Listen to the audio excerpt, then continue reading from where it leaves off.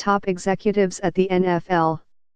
spent the early part of last week navigating the public relations nightmare emanating from the Los Angeles headquarters of the league-owned television network, where a former wardrobe stylist alleged in a lawsuit that she had been sexually harassed and assaulted, leading to the suspension of 6 employees. As the week wore on, word began to filter up from North Carolina that another nightmare was looming. The Carolina Panthers founder, Jerry Richardson, would be the subject of a soon-to-be-released news report from Sports Illustrated alleging he had for years sexually harassed employees and made racially charged statements. The events that unfolded over the second half of last week followed a familiar pattern for a league that can appear flat-footed when managing an evolving crisis. While the N.F.L. eventually landed on a solution that would most likely benefit all parties, Richardson has agreed to sell the team after the season. The league initially deferred to a member of its inner circle in a situation where organizations confronted with similar behavior from one of their own have reacted more swiftly and decisively. On Thursday, Richardson began calling his fellow owners to tell them what was coming. A day later, the Panthers told the league that one of their minority shareholders, the former White House Chief of Staff Erskine Bowles, would lead an investigation into the claims. For another day, the N.F.L.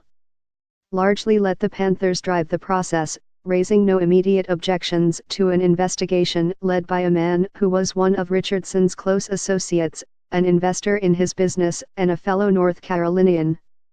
In interviews Monday, league executives said that they had planned to ultimately step in, but that Commissioner Roger Goodell and his top lieutenants had preferred to let the team come to the conclusion that the investigation required independence, rather than impose it on the Panthers.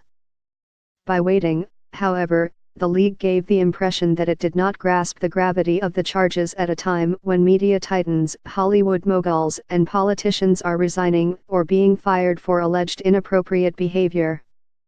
The league instantly takes control of investigations when players are accused of similar abuses. With Richardson and the Panthers, the N.F.L. waited until late Saturday to decide to take over the inquiry. An announcement came Sunday morning. By midday, Richardson had called Goodell to say he would put the team up for sale during the coming off-season. Control of the team's day-to-day operations was turned over on Monday to Tina Becker, a longtime franchise employee. If Richardson thought his departure would end any investigation, he was mistaken.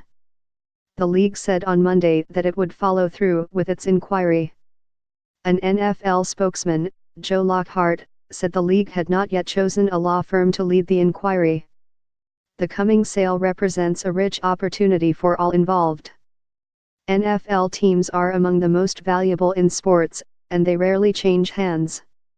Most are relinquished only when their owners die, such as in 2014, when Ralph Wilson died, prompting the sale of the Buffalo Bills to Terry and Kim Pegula for $1.4 billion.